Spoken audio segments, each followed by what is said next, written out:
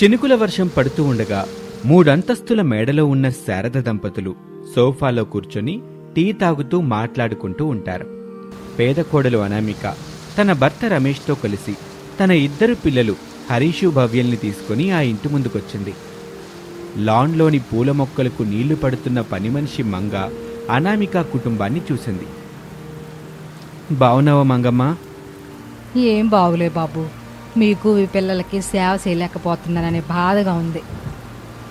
అయినా వర్షం పడుతుంటే మొక్కలకి నీళ్ళెందుకు పడుతున్నావు మంగమ్మ? వర్షం వచ్చినా భారీ వర్షం పడినా మొక్కలకు నీళ్లు పోయడం మాత్రం ఆపొద్దని పెద్దమ్మగారు చెప్పారు బాబు. పెద్దమ్మగారు చెప్పారంటే చెయ్యాలి మంగమ్మ, చేసుకోపో. మీరు వచ్చిన విషయం పెద్దమ్మగారికి చెప్పొద్దా తల్లి అని మంగ సంతోషంగా లోపలికి వెళ్ళింది. పెద్దమ్మగారు, రమేష్ బాబు గారు కుటుంబంతో ఇంటి ముందున్నారండి అని చెప్పగానే శారద కొంచెం ఆశ్చర్యపోయింది. ప్రసాద్ ముఖం కూడా సంతోషంతో వెలిగిపోయింది. మనవడు మనవరాలొచ్చారు, నేనెళ్ళి చూడాలి. చాలా రోజులుగా పిల్లలు నా కల్లోకొస్తున్నారు అని చెప్పగానే శారద కోపంగా చూసింది. మరీ అంతలా సాంబార్ పడిపోకండి. ముందుగా ఏ పని మీద కొడుకు తన పిల్లల్ని తీసుకొచ్చాడో తెలుసుకోండి అని చెప్పగానే ప్రసాద్కి ఒళ్ళు మండింది. కోపంగా, ఏం మాట్లాడుతున్నావు శారదా? కోడలనామిక అంటే నీకెందుకిష్టం లేదు చెప్పు. వాళ్ళనింటో నుంచి పంపించింది నిన్న మొన్నగా శారదా. దాదాపుగా 10 ఏళ్ళవుతుంది. అయినా ఇంకా వాళ్ళ మీద నీ కోపం పోలేదా? ఎప్పటికీ వాళ్ళ మీద నాకు కోపం పోదండి. పోగొట్టుకోవాలి శారదా. మనకి వయసు రోజు రోజుకి పెరుగుతూ వస్తుంది. నన్ను యువకుణ్ణి నిన్ను యువకురాల్ని చేయటం లేదుగా కాలం, ముసలోళ్ళని చేస్తుంది. ఇప్పుడు కాళ్ళు చేతులు బాగున్నాయి కాబట్టి మనకు వాళ్ళ అవసరం లేకపోవచ్చు. కానీ రోజు రోజుకి వయసు దగ్గర పడుతుంది శారదా. వాళ్ళ అవసరం మనకి ఖచ్చితంగా కావాల్సి ఉంది. మీరెన్నన్నా చెప్పండి, నేను మాత్రం వినను. వెళ్ళి కొడుకు పిల్లలతో ఎందుకు వచ్చాడో ముందు తెలుసుకోండి, వెళ్ళండి అని చెప్పగానే ప్రసాదు శారద కోపాన్ని కూడా పట్టించుకోకుండా సంతోషంగా ఇంటి గుమ్మం దగ్గరికి వచ్చాడు. ప్రసాద్కి బయట వర్షం పడుతున్న సంగతి అప్పుడు గుర్తుకొచ్చింది. బాబు, రమేషు, అమ్మ కోళ్ళ, పిల్లలు లోపలికి రండి. వాన్లో బయటెందుకు? రండి, ఇంట్లోకి వెళ్ళి మాట్లాడుకుందాం. వర్షంలో తడుస్తా ఎంతసేపు ఉంటారట అని ప్రసాద్ చెప్పడం శారద వింటుంది. అప్పుడు కోపంగా ఇలా అంటుంది. కొడుకు పిల్లల్ని తీసుకొని లోపలికి రండి అని శారద అనటంతో రమేష్ అనామిక ఏమీ మాట్లాడకుండా మౌనంగా ఉన్నారు. లోపలికి వదిలే నాన్న, నేనెంత చెప్పినా వినకుండా అనామికనే ఇక్కడికి తీసుకొచ్చింది. 10 ఏళ్ళు గడిచినా అనామిక మీద అమ్మకి కోపం పోవటం లేదు. ఇక మీదట కూడా పోతుందన్న నమ్మకం లేదు నాన్న. ఒరే, మీ అమ్మ కోపాన్ని పక్కన పెట్టరా. ఇప్పుడొచ్చిన విషయం ఏంటో ముందు చెప్పు. తాతయ్య, రేపు నా బర్త్డే, ఇంటి దగ్గర కేక్ కట్ చేస్తాను, నువ్వు నానమ్మ రావాలి. అవునానా, రేపు హరీష్ బర్త్డే. ఇంటి దగ్గర చిన్నపాటి పార్టీ లాంటిది చేసుకుందాం. మీరు తప్పకుండా రండి. అట్టాగే బాబు, తప్పకుండా వస్తాను. మన మనవడి బర్త్డేకి నేను రాకుండా ఉంటానా? తప్పకుండా వస్తాను బాబు. నువ్వు రావడం కాదు తాతయ్య, నానమ్మను కూడా తీసుకొని రావాలి. ఆ మాట మీరెళ్ళి నానమ్మకు కూడా చెప్పిరండి పిల్లలు అని ప్రసాద్ చెప్పగానే పిల్లలు అక్కడి నుంచి పరుగున శారద దగ్గరికి వెళ్తారు. పిల్లలు శారద చేతులు పట్టుకుంటారు. పిల్లలలా చేతులు పట్టుకోగానే శారద మనసు మమతతో నిండిపోతుంది. అది చూసిన ప్రసాదు, ఏ కోపతాపాలు మాత్రం కాదంటాయి మన మనసులోని ప్రేమని. ప్రేమంటే ఇదే శారదా. చాలే సంబరం, నాకేం వినిపించట్లేదులే గాని. ఏ మంగా, పిల్లలకి ఆ చిన్న గొడుగు తీసుకొచ్చి ఇయ్యి అని చెప్పగానే మంగ వెళ్ళి చిన్న గొడుగు తీసుకొచ్చి పిల్లలకిస్తుంది. పిల్లలో తడవకుండా ఇంటికి వెళ్ళండమ్మా అని చెప్పి తన దగ్గర నుంచి పంపించింది. పిల్లలు గొడుగు పట్టుకొని గుమ్మం దగ్గరికి వచ్చారు. సరేనన్నా, మేం వెళ్ళొస్తాం అని చెప్పి అదే వర్షంలో తడుస్తూ అనామికని, గొడుగు పట్టుకున్న పిల్లల్ని తీసుకుని అక్కడి నుంచి వెళ్ళిపోతాడు. మరుసటి రోజు సాయంత్రం బయట వర్షం పడుతూనే ఉంటుంది. తన మనవడు హరీష్ పుట్టినరోజు గురించి శారదా ప్రసాదులు మాట్లాడుకుంటూ ఉంటారు. ఇప్పుడు మీరు ఆ పేద కోళ్ళ ఇంటికి వెళ్ళడం అవసరమా చెప్పండి. శారదా, నేను ఆ పేదింటికి వెళ్తుంది కోడలెంతో రుచిగా చేసే గోంగూర మటన్ కోసం కాదు, మన మనవడి కోసం వెళ్తున్నాను. ఈరోజు ఆడి పుట్టినరోజు. కనీసం ఈ రోజైనా మనవడు సంతోషంగా ఉండాలి గదా సర్లేండి, మనోడ కోసం నా మనసు కూడా ఒప్పుకుంటుంది. వెళ్ళిరండి, వెళ్ళి మనసారా మనవడిని ఆశీర్వదించి వచ్చారన్నట్టుగా ఉండాలి. తినబాకండి, అక్కడి నుంచి ఏమీ ఇంటికి తీసుకురాబాకండి. నాకు అట్టజైతే నచ్చదు. సర్లే శారదా, ఇదేం వర్షమో ఏమో నిన్నటి నుంచి పడతానే ఉంది. జాగ్రత్తగా వెళ్ళండి. ఆ ఇంటికి మట్టిదారుంటది, వర్షానికి బురద బురదగా ఉంటది. అబ్బా సరేలే శారదా. అలా అనుకుంటూనే గొడుగు పెట్టుకుని అలా నడుచుకుంటూ వెళ్తూ ఉంటాడు ప్రసాద్. మట్టింట్లో ఒక మూల ఉన్న కిచెన్లో పేద కోడలు అనామిక టిఫిన్ డబ్బా పట్టుకొని నిలబడి ఉంటుంది. బాబు హరీషు, బేబీ భవ్య, ఇద్దరు కలిసి నా దగ్గరికి రండి అని గట్టిగా పిలుస్తుంది పిల్లలిద్దరిని. హరీషు భవ్యులు కలిసి అనామిక దగ్గరికి వచ్చారు. ఏంటి మమ్మీ పిలిచావు? పిల్లలు, ఈ టిఫిన్ డబ్బాలో మీ నాన్నమ్మకి ఇష్టమైన గోంగూర మటన్ చేసి పెట్టాను, సంచిలో పెట్టిస్తాను. జాగ్రత్తగా వెళ్ళి తాతయ్య నానమ్మ వాళ్ళకి ఇచ్చొస్తారా? సరే మమ్మీ, నిన్న నానమ్మ ఇచ్చిన గొడుగుంది కదా, అదివ్వు. నేను చెల్లి పెట్టుకుని నానమ్మ వాళ్ళ ఇంటికెళ్ళి గోంగూర మటన్ ఇచ్చేసి ఇంటికొచ్చేస్తాం అని అంటూ ఉండగా ఎస్ఐ అరవింద్ ఆ ఊరికొస్తాడు. మైక్ పట్టుకొని గట్టిగా మాట్లాడుతూ ఉంటాడు. అందరూ జాగ్రత్తగా వినండి. నిరంతరంగా కురుస్తున్న వర్షాలకు పైనుంచి వరద నీరు ముంచుకొస్తుంది. మీ ఊరు లోతట్టు ప్రాంతంలో ఉండటం వల్ల మునిగిపోయే అవకాశం ఉంది. అందరూ బయలుదేరండి. వీలైనంత వరకు దూరంగా వెళ్ళండి అని అరుస్తూ ఉంటాడు ఎస్ఐ. అది విని పేదకోడలు అనామిక పిల్లల్ని ఎక్కడికి వెళ్ళనివ్వదు. రమేషు అనామిక పిల్లల్ని తీసుకుని శారద వాళ్ళ ఇంటికి బయలుదేరతారు. కంగారు పడుతూ ప్రసాద్ అప్పుడే ఇంటికొస్తాడు. శారదా, బయట చెప్పేది వింటున్నావా మనకేం కాదులేండి, మీరేం భయపడబాకండి, ధైర్యంగా ఉండండి అని చెబుతూ ఉండగా పిల్లలు అనామిక రమేష్లు ఇంటికొస్తారు. అత్తయ్య, ఇలాంటి సమయంలో పట్టింపులొద్దు, వరద వేగంగా వస్తుంది, బహుశా ఇల్లు కూడా ఉండకపోవచ్చు. శారదా, కోడలు చెప్పినట్టు ఇల్లు వదిలి ఎక్కడికైనా వెళ్దాం. నేను నా ఇంటిని వదిలిపెట్టి అక్కడికి రాను, మీరెళ్తే వెళ్ళిపోండి. పిల్లలు, మనం ఇక్కడి నుంచి మన ఇంటికి వెళ్ళిపోదాం పదండి అని చెప్పి పిల్లల్ని తీసుకొని ప్రసాద్ అక్కడి నుంచి బయలుదేరతాడు. అందరూ వెళ్ళిపోతూ ఉంటారు. వెళ్ళండి, అందరూ వెళ్ళిపోండి, నాకేమీ కాదు అని చెప్పి శారద బంగ్లా ఎక్కి చూస్తూ ఉంటుంది. అనామిక అందరినీ ఎత్తైన కొండ ప్రాంతానికి తీసుకుని వెళ్తుంది. ఎంత వరదొచ్చినా ఇంత పైకి మాత్రం నీరు రాదండి. ఇక్కడ మనకి ఎలాంటి ఆపద రాదు. ఈ కొండ మీద మనం ఉంటే సురక్షితంగా ఉన్నట్టే. కోళ్ళ, ఒకసారి మీ అత్తయ్య దగ్గరికి వెళ్ళొచ్చాయమ్మా. ఎంత చెప్పినా అత్తయ్య వినదు మావయ్య, అయినా మీకోసమని వెళ్ళి ఒకసారి చూస్తాను అని చెప్పి శారద దగ్గరికి వస్తుంది. శారద బంగ్లా మీద ఉంటుంది. కింద పారుతున్న వరదని చూస్తుంది. అప్పుడు శారదలో టెన్షన్ మొదలవుతుంది. వరద నీళ్లు ఎంతెత్తుగా ఉన్నా ఆ ఇల్లును కూడా మునిగిపోయేలా చేసింది. అప్పుడే కోడలు కొడుకు వచ్చినప్పుడు వాళ్ళతో వెళ్ళిపోయి ఉంటే బాగుండేది.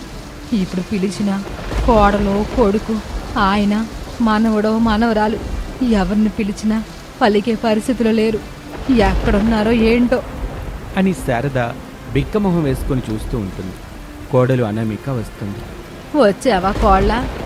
రాకుండా మిమ్మల్ని ఇలా వదిలిపెట్టి వెళ్ళిపోతానని ఎలా అనుకున్నారత్తయ్య? పేద కోడలవైనా మనసున్న కోడలనామిక నువ్వు. అత్తయ్య, పదండి, మనం ఇక్కడి నుంచి వెళ్ళిపోదాం అని చెప్పి అత్తగారు శారదని కాపాడి ఎత్తైన కొండ మీద అందరూ ఉన్న చోటుకు తీసుకెళ్తుంది అనామిక. అక్కడ అందరూ శారదను చూసి సంతోషపడతారు. గొడుగుల సహాయంతో తడవకుండా కొండ మీద తలదాచుకుంటారు. వరద వెలిసిన తర్వాత అందరూ కలిసి శారద వాళ్ళ ఇంటికి వస్తారు. వెళ్ళొస్తాను నాన్న. ఎక్కడికి బాబు వెళ్ళేది? ఎక్కడికి వెళ్ళొద్దు, అందరం కలిసి ఈ ఇంట్లోనే ఉందాం అని శారద చెప్పడంతో అందరూ సంతోషిస్తారు. ఇక ఆ రోజు నుంచి అందరూ కలిసి ఆ పెద్ద ఇంట్లోనే ఉంటారు. చిన్న చిన్న మనస్పర్ధల వల్ల అత్తాకోడళ్ల మధ్య మాటలు లేకపోయినా ఇన్నాళ్ళు పట్టింపులతో ఉన్నప్పటికీ ఒక వరద శారదలో మార్పుని తీసుకొచ్చింది. కోడలిని తమతో పాటు ఇంట్లో ఉండనిచ్చింది. ఇది ఇవాల్టి కథ. మరొక ఆసక్తికర కథలో మళ్ళీ కలుద్దాం. అంతవరకు సెలవు, నమస్తే. ఎండ తగలటంతో లాన్లో పడుకున్న రమేష్ గబుక్కున లేచి సూర్యుడి వైపు చూశాడు. సూర్యుడు మండిపోతున్నాడు. రమేష్కి కోపమొచ్చింది. కోపంగా గట్టిగా, అనామిక, అనామిక, ఎక్కడున్నావు అని అనటంతో టూత్ పేస్టు బ్రష్ పట్టుకుని భయంతో పరుగున అనామిక రమేష్ దగ్గరికి వచ్చింది.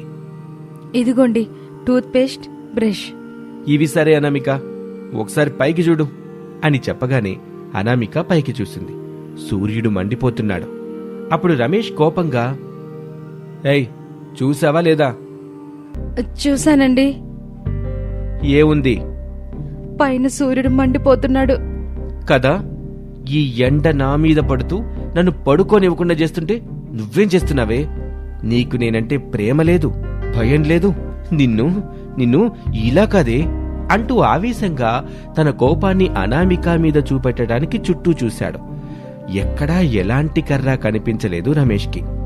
ముందు జాగ్రత్తగా అన్నీ తీసేసి దాచిపెట్టుకున్నావు కదా నిన్ను అంటూ అనామికాని అదే కోపంతో చెంపల మీద బాగా కొట్టాడు. రమేష్ చేతివేళ్ల అచ్చులు అనామిక చెంపల మీద పడ్డాయి. అత్తగారు శారద, మామగారు ప్రసాద్ ఇద్దరూ గుమ్మం దగ్గర నిలబడి కోపంగా ఉన్న కొడుకు రమేష్ని, ఏడుస్తున్న కోడలు అనామికాని చూస్తూ ఉంటారు. కోడలు మీద జాలి కలుగుతూ ఉంటుంది. యావండి, కోడలు నట్ల చూస్తుంటే గుండె తరుక్కుపోతుందండి. మీరేదో ఒకటి చెయ్యాలండి. ఏం చెయ్యాలి శారద? కొడుకెప్పుడో ఓసారి కోడల మీద ఇట్లా చేయి చేసుకుంటాడు. ఇంకెప్పుడు ఏసుకోవద్దు బాబు. అనామిక నీకు భార్యరా, బాధ్యతగా ఉండాలి గాని ఇట్ట తాగుబోతుగా కాదురా అని చెప్తే వాడింటాడా? కాని మనవాడు తాగుబోతు కదా, ఆడికేం చెప్పిన బుర్ర కేకదు. ఒక తాగడని మాట తప్ప. అలా అని కోడల్ని కొడుకు తాగొచ్చి ఎట్టబడితే అట్ట కొడతంటే మనం చూస్తూ ఎట్టా ఉంటావండి? ఇంటి పెత్తన నీ దగ్గరున్నప్పుడు కొడుకు చేసిన సత్కారం సన్మానం గుర్తులేదా శారదా? ఎందుకు గుర్తులేదండి? తాగుబోతుగా మారిన కొడుకు రమేష్ చేసిన సత్కారం, సన్మానం అన్నింటినీ నాలో దాచుకున్నాను. అట్టాంటి రోజులు మనకే కాదు, మన పగాలకు కూడా రాకూడదని కోరుకుంటున్నాను. చూడు శారదా, ఏదేమైనా తాగడానికి డబ్బులు కావాలని నిన్ను గదిలో బంధించి బెల్టుతో కొట్టటం ఇంకా నా కళ్ళ ముందే కనబడుతుంది శారదా. నాకు కూడా అంతేనండి. మన కొడుకు దగ్గర తాగడానికి డబ్బులు లేకపోతే మిమ్మల్ని ఇంటి చుట్టూ పరిగెత్తిస్తూ బెల్టుతో కొట్టిన సీన్ కనబడతా ఉంది అంటూ అంతకుముందు రమేష్ తాగుడికి బానిసై చేసిన సన్నివేశాలు ఆ ఇద్దరికీ గుర్తుకొచ్చాయి. ఆ రోజున తల్లి శారదని రమేష్ ఒక రూంలో బంధించాడు. అతని చేతిలో బెల్ట్ ఉంది. శారద రమేష్ కోపాన్ని చూస్తూ భయపడిపోతూ ఉంటుంది. వద్దు బాబు, ఆ బెల్టుతో కొడితే నేను చచ్చిపోతానురా, నన్ను కొట్టొద్దురా. తాగడానికి నేను అడిగినప్పుడు డబ్బులివ్వు, అది చాలు. నిన్ను పువ్వుల్లో పెట్టుకుని చూసుకుంటాను మమ్మీ, కానీ నువ్విలా మొండికేస్తేనే. తాగడానికి నువ్వు అడిగినప్పుడల్లా డబ్బులు ఇస్తాబోతే చివరికి నేను మీ నాన్న ఆ పువ్వులే అమ్ముకోవాలి బాబు అని తల్లి శారద అనగానే రమేష్కి కోపం ఇంకా పెరిగిపోయింది. అయితే నీకు దెబ్బలు తప్ప మమ్మీ. చెప్పు మమ్మీ, తాగడానికి డబ్బులిస్తావా, ఈ బెల్ట్ దెబ్బలు తింటావా? తాగి మా కళ్ళ ముందే నీ జీవితాన్ని నాశనం చేసుకోవడం నేను చూడలేకపోతున్నాను రా. అందుకే నేను డబ్బులు ఇవ్వను బాబు. మమ్మీ, నా కోపం తెప్పించుకో. తల్లివి కదా అని చాలా ఓపికతో డబ్బులు అడుగుతున్నాను. నా కోపం తెప్పించొద్దు అని చెప్తున్నాను. కొట్టినా కొట్టేస్తాను. తాగుడు కోసం ఈ తల్లినే కొడతావా బాబు అని శారద అనగానే రమేష్కి కోపం పెరిగిపోయింది.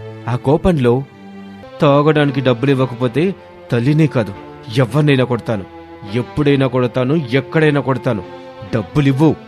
నేనెవ్వను అని శారద చెప్పగానే రమేష్కి కోపం పెరిగిపోతుంది. అంతే, బెల్టుతో శారదని బలంగా ఎలా పడితే అలా కొడుతున్నాడు. శారద బ్రతిమిలాడుతూ ఉంటుంది. వద్దు బాబు, నన్ను కొట్టొద్దురా. ఈ బెల్ట్ దెబ్బలు నేను తట్టుకోలేకపోతున్నాను. తట్టుకోలేకపోతే డబ్బులివ్వు, అప్పుడు కొట్టకుండా ఉంటాను. నేనెవ్వను. నా కళ్ళ ముందు నా కొడుకు తాగుతూ పాడవడం, అట చచ్చిపోవడం నేను చూడలేను బాబు. అయితే నీకు దెబ్బలు తప్పవు అంటూ కసిగా, కోపంగా, మరింత గట్టిగా శారదని కొడుతూ ఉంటాడు. శారద బాధగా కన్నీళ్లు పెట్టుకుంటూ ఉంటుంది. లోపలే బాధపడుతూ ఉంటుంది. ఎంత బతుమాలినా వీడు ఈనేలాగా లేడు. ఏదైతే అదయింది. ఈరోజు మాత్రం నేను డబ్బులు ఇచ్చేదే లేదు. నన్ను చంపినా సరే అని శారద ఒక గట్టి నిర్ణయానికి వచ్చింది. రమేషు బెల్టుతో కొట్టి కొట్టి బాగా అలసిపోయాడు. అప్పుడతనికి శారద మెడలో ఉన్న తాళి కనబడింది. మమ్మీ, నేను ఎన్ని దెబ్బలు కొట్టినా నువ్వు డబ్బులివ్వటం లేదు. ఇప్పుడిస్తావు చూడు. డబ్బులిస్తావా ఈ తాళి లాగేయమంటావా అని రమేష్ అనగానే శారదకి విపరీతమైన కోపం వచ్చింది. అంతే, ఆ కోపంలో రమేష్ని లాగిపెట్టి కొట్టింది. దాంతో రమేష్ కళ్ళు తిరిగినట్టుగా తిరిగి కింద పడ్డాడు. శారద కన్నీళ్లు తుడుచుకుని ఆ గది నుంచి హాల్లోకొచ్చింది. బెల్ట్ దెబ్బలకు వచ్చిన వాతల నొప్పులకి బాధపడుతూ సోఫాలో కూర్చుంది. అప్పుడే అనామిక బయట నుంచి వచ్చింది. వాతలతో బాధపడుతున్న అత్తగారు శారదను చూసి బాధగా కన్నీళ్లు పెట్టుకుంది. ఏమైంది అత్తయ్య? నీ తాగుబోతు మొగుడి ఘనకార్యం కోళ్ళ. నేను బయటికి వెళ్తూ ఆయనకి కనపడకుండా ఉండమని ఎంత పిలిచినా సరే గదిలో నుంచి బయటికి రావద్దని చెప్పి వెళ్ళాను కదా అత్తయ్య. నువ్వు చెప్పినట్టే నేను చేశాను కోళ్ళ. నా గదిలోకి వెళ్ళి గడియ కూడా పెట్టుకున్నా. కొంత సమయం తర్వాత అమ్మ అని గట్టిగా పిలిపి వినబడింది. నా కొడుకేదో దెబ్బ తగులుంటదని గది నుంచి వచ్చేశాను. ఇదిగో ఇలా ఒళ్ళంతా వాతలు పెట్టించుకున్నాను. ఇక్కడే ఉండండి అత్తయ్య, వేడి నీళ్ళు కాపడం పెడతాను అని చెప్పి అనామిక అక్కడి నుంచి వెళ్ళిపోతుంది. సరిగ్గా అప్పుడే బిజినెస్ పని మీద వెళ్లిన ప్రసాదు ఇంటికొచ్చాడు. శారద బాధను వాతలని చూడగానే ఎక్కడా లేని ఆవేశం వచ్చింది. ఈ రోజుతో వాని నేను వదిలిపెట్టను. ఎక్కడున్నాడు శారదావాడు, ఆ తాగుబోతున్నా కొడుకు అని అడగ్గానే శారద కొడుకుని చూపిస్తుంది. ప్రసాదు రమేష్ ఉన్న గదిలోకి వెళ్తాడు. అప్పటికే రమేష్ పైకి లేచి బెల్ట్ పట్టుకుని సిద్ధంగా ఉంటాడు. తండ్రి ప్రసాద్ని చూస్తాడు. వచ్చావా డాడీ? డ్రింకింగ్ కోసం మమ్మీని డబ్బులు ఇవ్వమంటే ఇవ్వటం లేదు. మీరైనా ఇవ్వండి. ఇస్తారా లేదంటే నా బెల్ట్కి పని చెప్పమంటారా? బెల్ట్ ఎందుకు బాబు, నీకెంత డబ్బులు కావాలో చెప్పు. వారెవ్వా డాడీ, నిజంగా ఇస్తావా డాడీ? ఇస్తాను బాబు, కాకపోతే ఇప్పుడు నా దగ్గర లేవు.